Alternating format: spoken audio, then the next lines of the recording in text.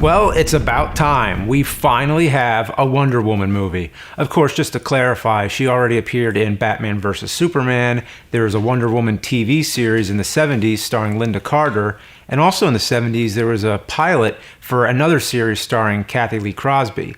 There was an animated direct-to-video Wonder Woman movie in 2009. And the character appeared in many other animated films and TV series, but she's been largely missing in today's trend of superheroes, and now, finally, she is represented in a standalone live-action film. And the wait was worth it because it's really good. The plot is much more focused than many of the other superhero movies today. It's not like Batman vs. Superman where they jam-packed so many different characters and storylines that it became a complete mess. It seemed like DC was just trying to hurry up to get to Justice League because Marvel already did the Avengers twice and has just been running circles around DC, so they tried to do too much at once. I was worried that they were going to skip straight to Justice League, so I'm really glad they stopped to dedicate a whole movie to Wonder Woman because it was much needed. I'm not a comic book expert or anything like that. I watch these movies very casually. While I enjoy them, I've seen so many superhero movies that I've gone numb. It starts to become all the same thing. So I was worried the Wonder Woman movie would have a disadvantage by coming so late in the game, but it stands up against all that and delivers. It's one of the best this genre has to offer.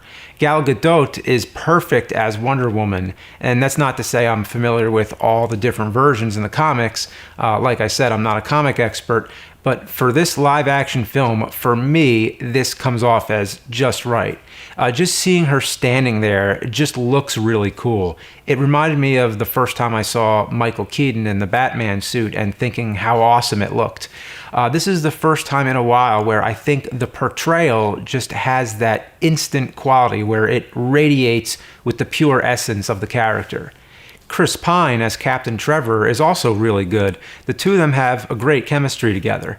Even though it's a very familiar format, it's like the buddy cop scenario. You take two characters that are completely different and put them together. They go on each other's turfs, so you get to see Trevor in Wonder Woman's habitat and then Wonder Woman in Trevor's habitat. And each time they poke humor at how out of place they are. There's a lot of humor here. None of it came off as forced. It had a natural vibe. The action scenes were spectacular. Just when I thought I was getting tired of all those slow motion shots, this movie made it feel awesome again. There were plenty of great money shots where I just thought, wow, that's cool. They spread the action scenes out, saving most of it for the end, which is usually the case. But there was something about it here where every time it happened, it was exciting. They used it just the right amount so it never became overkill. There's only a few things I didn't like, but they're minor. A lot of it has a very dreary look, mostly because a lot of it takes place in London, and that's how London is often depicted in films. Most of you probably know I like horror films, so dreary is not a problem for me. Even Batman's setting of Gotham City is dreary, but I appreciate when there's more color in superhero films. Like in the beginning of this film, when they're on the island, it's beautiful. All the colors are bright and vibrant, and then it sort of takes on this like murky look. Not really a huge problem, it's just a little tiny gripe. There is one other thing that I didn't like so much, and it was the villains. They weren't bad, but I thought it was one of the weaker parts of the film.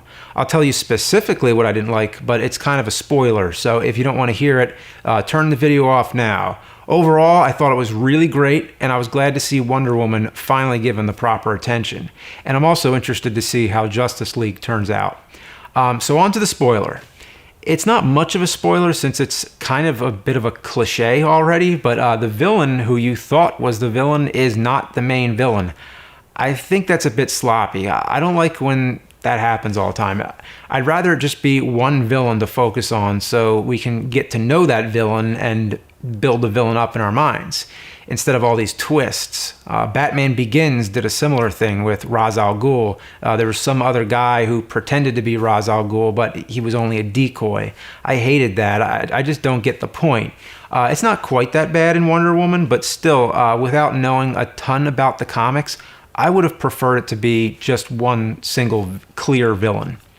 Anyway, overall, not much to complain about here. Pretty damn good. I say check it out.